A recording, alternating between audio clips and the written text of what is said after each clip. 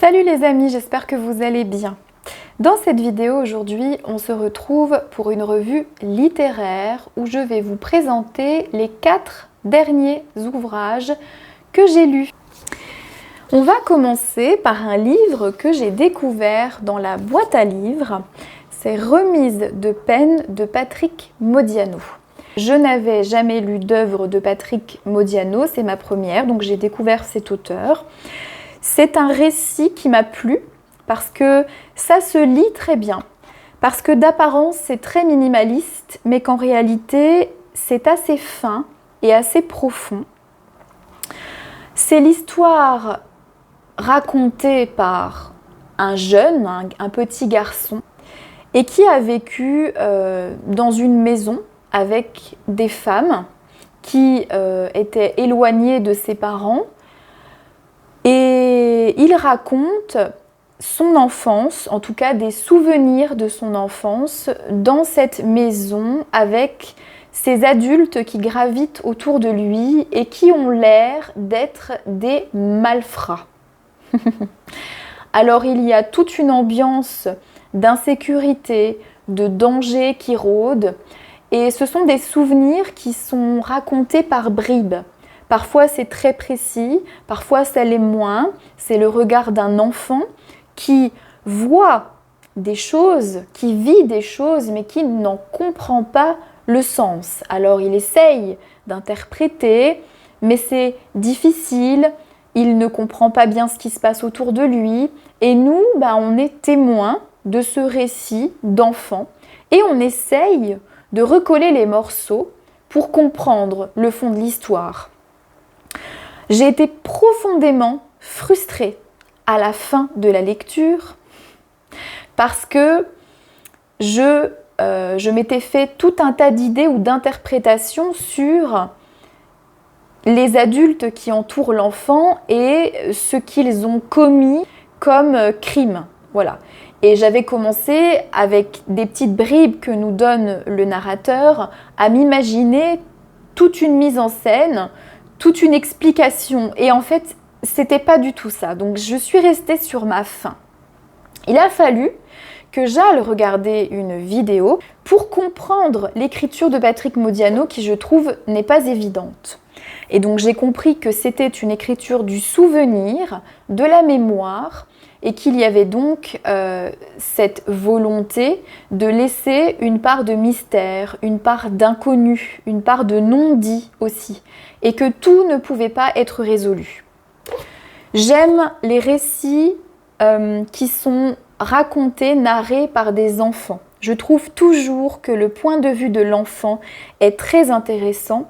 J'avais lu récemment Voyage à Pichipoy de Jean-Claude Moscovici, que j'ai aussi beaucoup apprécié. C'est sur la déportation et c'est l'histoire d'un petit enfant juif en France qui a été déporté avec sa petite sœur de 2 ans et c'est lui qui raconte. Et j'aime bien ce point de vue de l'enfant. C'est quelque chose qui me touche, c'est quelque chose qui me séduit et j'aime toujours lire des textes, des écrits où le narrateur est un enfant. Très bonne lecture. Je lirai d'autres œuvres de Patrick Modiano parce que j'ai apprécié malgré ma frustration de la fin. On va passer à L'ingénue libertine de Colette. J'ai lu ces derniers temps beaucoup de romans dont les héroïnes étaient des femmes, parce que j'aime bien. Je ne connaissais pas Colette, j'ai découvert Colette à travers cette œuvre que j'ai trouvée très intéressante. Ça n'a pas été difficile à lire, je l'ai lu vraiment d'une traite parce que l'écriture n'est pas compliquée. Elle est particulière, l'écriture de Colette. Je n'avais jamais rien lu de cette autrice. J'ai découvert aussi de son histoire à Colette, des aventures qu'elle avait vécues. C'est une femme très intéressante pour son époque, donc je vous encourage à vous renseigner sur cette autrice, qui était quand même très avant-gardiste pour l'époque. Donc ce livre parle d'une jeune fille de 14 ou 15 ans qui s'appelle Minne, M-I-N-N-E, et qui a une imagination débordante en ce qui concerne le fantasme. Donc elle fantasme beaucoup, voilà. Elle rêve qu'elle est enlevée par des voyous, elle se fait des films où elle imagine, quand elle lit des histoires dans les journaux, qu'un malfrat l'a enlevée, et puis qu'elle tombe amoureuse de lui et qu'ils s'échappent tous les deux. Donc c'est une jeune fille qui a un intérieur sensuel. Elle a aussi un caractère, elle est très chippie. Voilà. Elle est très chippie, elle est très coquine, elle a de la suite dans les idées. Avec les hommes, notamment Antoine, son cousin, elle peut se montrer très directive, très brute. Et il y a un côté très enfantin, très immature, et puis un côté assez castrateur parfois. Donc elle a une personnalité très ambivalente, alors naturellement elle est très cajolée par sa maman, elle joue les petites filles sages, mais à l'intérieur elle en pense pas le moins. Et elle ne dit pas du tout à personne ce qu'elle pense, ce à quoi elle rêve, ses envies, ses fantasmes, parce qu'elle sait qu'on la prendrait pour une folle et elle est très au courant de par les dogmes de la société qu'elle est obligée d'être sage et gentille. Alors, quand elle grandit, elle va épouser son cousin Antoine, un mariage de convenance, et puis elle va avoir des amants et elle va être en recherche du plaisir féminin. Donc son objectif, à Mine, en tout cas sa grande quête, c'est de ressentir le désir, de désirer, parce qu'en fait elle est désirée par les hommes l'aiment, les hommes la désirent, les hommes lui font des compliments sur comment elle est dans la sexualité, dans l'acte, etc. Mais elle ne ressent rien, elle n'a pas de plaisir. Et donc, toute l'histoire va être basée sur la quête du plaisir féminin, du plaisir sexuel au travers de cette femme qui va essayer, avec des amants, d'y parvenir. Voilà. Donc il y a tout un univers ici qui s'ouvre sur la thématique de la femme à cette époque. Une femme qui était contrainte par le mariage, par les normes de la société, mais qui pour autant à l'intérieur avait une sorte de volcan qui avait besoin d'être réveillée, hein, la sexualité, la sensualité, et elle cherche à être allumée par un homme, c'est sa quête ultime, et toute l'histoire va porter là-dessus. Alors c'est joliment écrit, c'est pas vulgaire, c'est très esthétique, c'est une écriture, je trouve, qui est... il y a une plume, c'est enjolivé en fait. C'est très enjolivé la manière dont c'est écrit et donc c'est plaisant à lire, bien que des fois c'est assez subtil et il faut relire plusieurs fois une phrase pour comprendre ce que ça veut vraiment dire, parce que c'est pas dit très clairement, c'est habillé d'un joli papier cadeau, donc il faut des fois un petit peu creuser pour comprendre vraiment ce que ça veut dire. Donc c'est incroyable d'avoir écrit ça à cette époque-là, d'avoir osé parler du plaisir féminin, de l'orgasme, de la sexualité des femmes. Et ce qui est intéressant aussi dans ce roman, c'est le point de vue et la position des hommes. Parce qu'évidemment, il y a Mine, il y a les hommes qui gravitent autour d'elle, et puis il y a les femmes de la société qu'elle fréquente, qui ont aussi un avis sur la sexualité. Et donc c'était très très instructif et très intéressant. J'ai apprécié le personnage de Mine, bien qu'elle soit parfois irritante, agaçante, mais elle est attachante, elle a quelque chose d'attachant. Donc c'était une très bonne lecture. J'ai pour projet de continuer avec Colette et de lire Le blé en herbe. Voilà, parce que ça fait partie des grands classiques de Colette. Et comme je ne l'ai pas encore lu, eh ben je vais m'y atteler. Ensuite, nous allons partir sur Émile Zola. Moi, j'ai commencé par Thérèse Raquin. Alors, Thérèse Raquin, c'est pas un roman qui fait partie de la série des Rougon-Macquart. Et ça raconte l'histoire d'une jeune femme qui s'appelle Thérèse, qui est encore une fois profondément allumée de l'intérieur, qui a un tempérament de feu, qui est très nerveuse et qui va se retrouver dans un mariage où elle va être complètement enfermée, emprisonnée et gagnée par la morosité. Elle épouse son cousin Camille, une histoire similaire à celle de Mine de Colette que je viens de vous raconter, et elle se retrouve piégée dans un mariage, dans une vie qui ne lui ressemble pas, qui ne lui convient pas, et donc elle va rencontrer Laurent qui va devenir son amant. Et les deux vont vivre une histoire à la fois passionnée, mais aussi tragique. Alors, chez Zola, c'est souvent tragique. Je tiens à le dire. C'est rarement positif, c'est-à-dire que vous ne ressortez jamais d'une lecture d'Émile Zola avec des paillettes dans les yeux, en vous disant que la vie est super, que c'est merveilleux, good vibes, en vous sentant bien. Hein. Ce sont des romans qui racontent quand même la misère, la déchéance, qui sont extrêmement réalistes dans la manière dont c'est mis en scène, dont c'est raconté. Ce sont des romans qui nous font souvent aller dans les bas-fonds du caractère et de l'esprit humain. Voilà, c'est sombre quand même. Donc il faut le savoir avant de se lancer dans un Zola, parce que c'est particulier. Alors moi j'ai adoré Thérèse Raquin, parce que j'ai trouvé déjà l'écriture extrêmement fine et j'ai aimé le lire. Je l'ai lu d'ailleurs d'une traite parce que c'est facile à lire. Alors, c'est Zola. Si vous n'avez jamais lu Zola, beaucoup de descriptions, c'est très méticuleux. On insiste beaucoup sur les caractères des personnages, sur les ambiances.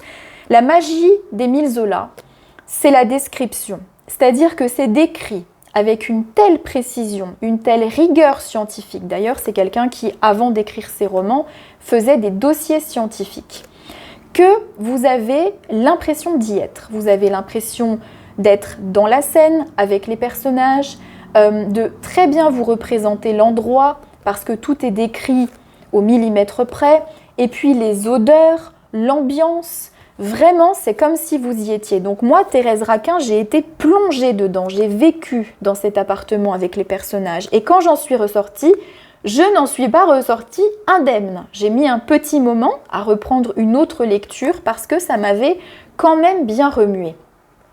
C'est le tragique, c'est la déchéance. C'est ce qui se passe dans la tête, dans le caractère des humains qui sont tourmentés. Ici, les personnages sont décrits de manière extrêmement précise et on finit par s'y attacher.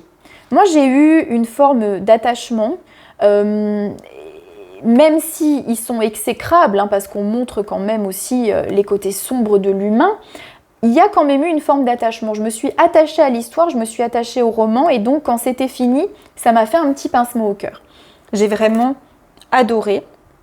Voilà, c'est une des meilleures lectures que j'ai fait ces derniers temps, avec L'étranger d'Albert Camus. À lire, à lire. On continue avec Zola et donc Nana. Ça a été dur cette lecture. J'étais restée sur quelque chose de très positif avec Thérèse Raquin, donc j'avais hâte de lire Nana, parce qu'encore une fois, Nana, c'est une femme, une prostituée, une cocotte, comme on dit, qui a pour projet de s'élever dans la société, et donc elle fait partie de la série des Rougon-Macquart, c'est le 9e roman de la série, et Nana, elle est déjà présente dans l'Assommoir, le premier roman des Rougon, où elle est présentée comme la fille de Gervaise et Coupeau, qui sont les personnages principaux de l'Assommoir. Donc un roman entier lui est consacré. C'est une petite fille qu'on découvre dans l'Assommoir et qu'on retrouve jeune adulte à l'âge de 18 ans dans Nana. Alors, ça a été difficile parce que l'écriture, j'ai trouvé être très différente de Thérèse Raquin. J'ai trouvé que c'était plus difficile à lire, plus difficile à rentrer dans l'histoire, beaucoup plus de descriptions, beaucoup plus de langueur. Et donc parfois, j'avais du mal à m'accrocher parce que c'était long. Ça pouvait être long. Alors, il y a le vocabulaire scientifique du théâtre, de l'opérette, il y a le vocabulaire scientifique de la prostituée, comment elle vit, ses habitudes, tout est extrêmement détaillé. Alors, je me suis accrochée parce que je voulais aller au bout et parce que je ne voulais pas arrêter la lecture en plein milieu et la reprendre plus tard. Je voulais savoir ce qui allait arriver à Nana. J'ai réussi à aller jusqu'au bout.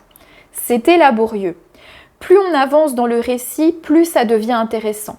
La première partie, c'est très descriptif. On va dire que ça pose l'ambiance, ça pose le cadre, les choses avancent vraiment petit à petit, pas à pas. Il y a beaucoup de répétitions, beaucoup de scènes qui reviennent, qui sont, je trouve, presque les mêmes, en tout cas aux mêmes endroits, avec les mêmes querelles, avec les mêmes intrigues. Et puis quand on arrive au milieu du roman, vers les 3/4, ça commence à s'accélérer. Ça commence à s'accélérer, les actions s'enchaînent, les histoires s'enchaînent, l'intrigue se déroule et c'est de plus en plus intéressant. Donc je ne regrette pas de m'être accrochée, on va dire, les 150-200 premières pages parce que les 250 pages d'après valaient vraiment la peine. Je n'ai pas du tout apprécié le personnage de Nana. Pas du tout. Alors là, je ne m'entends pas du tout avec Nana. Parce qu'elle n'est pas présentée comme une héroïne. C'est une protagoniste, certes, mais elle est exécrable avec les hommes, profondément cruelle. C'est une dévoreuse d'hommes. Tous les hommes qui l'ont fréquentée ont fini par être ruinés et elle est d'une cruauté sans nom. Elle est capricieuse, elle est arrogante et quelque part, elle est très agaçante. Et je n'ai pas du tout apprécié ce personnage-là.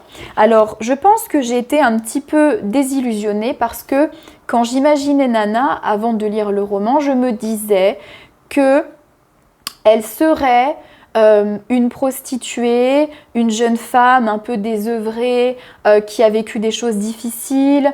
Je la percevais plutôt attendrissante, vous savez, touchante, de lui trouver des circonstances atténuantes et puis d'essayer de comprendre comment elle a pu en arriver là. Mais en fait, pas du tout. Zola ne la dépeint pas du tout avec bienveillance, avec gentillesse, avec empathie.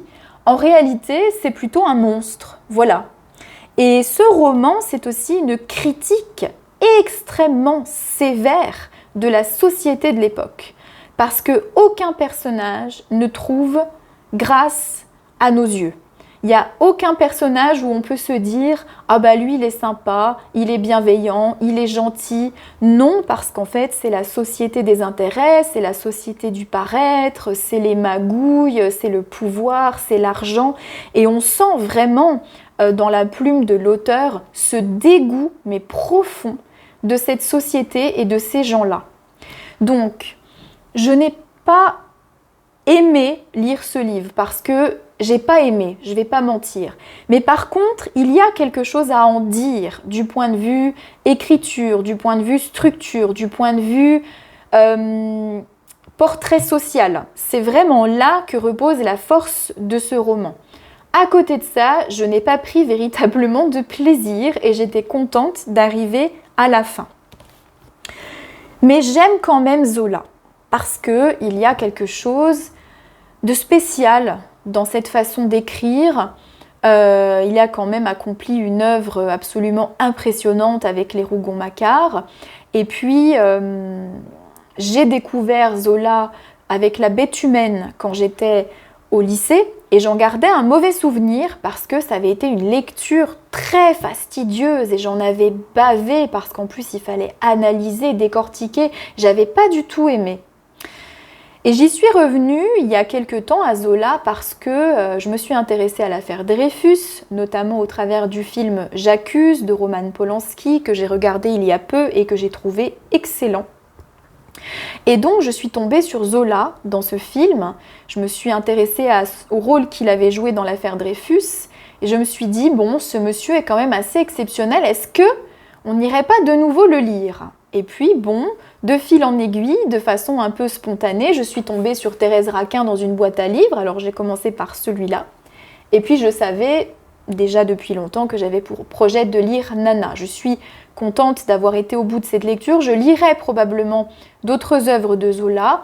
Par curiosité intellectuelle, purement, j'aimerais quand même lire L'Assommoir, qui est le premier roman des Rougon-Macquart et qui donc explique les débuts hein, d'où la génération descend, hein, de Gervaise et de Coupeau. Et on explique tout à fait que Nana descend de plusieurs générations d'ivrognes, en fait, voilà. Et le postulat de Zola, c'est l'hérédité, la tare familiale, ça c'est le naturalisme, voilà. Et donc on voit bien dans l'œuvre que Nana, elle a effectivement une tare. C'est-à-dire qu'on voit bien qu'elle est issue d'une famille quand même pas très nette, avec une instabilité psychique, et qu'il y a cette instabilité à l'intérieur d'elle parce que son drame à Nana, c'est qu'en fait elle veut s'élever dans la société, c'est-à-dire qu'elle veut être une honnête femme, elle veut être une duchesse, elle veut être comme une marquise, elle veut que les gens la considèrent autrement, alors qu'en réalité, elle est systématiquement ramenée à sa condition de prostituée. Mais parce que à cette époque-là, la société voulait qu'il y avait des carcans, et donc une prostituée ne pouvait en aucun cas être élevée dans la société, être considérée par tous à un rang plus élevé, donc le rang des honnêtes femmes, comme on dit.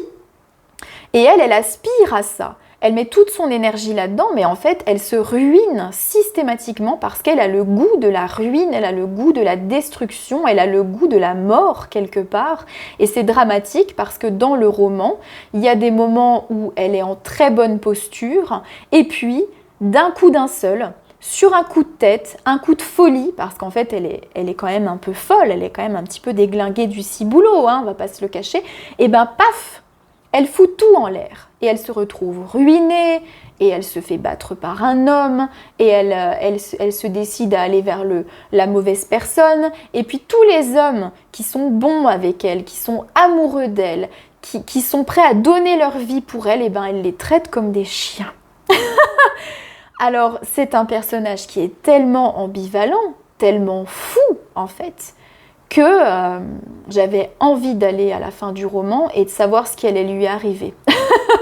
Parce qu'elle m'a vraiment agacée. Voilà.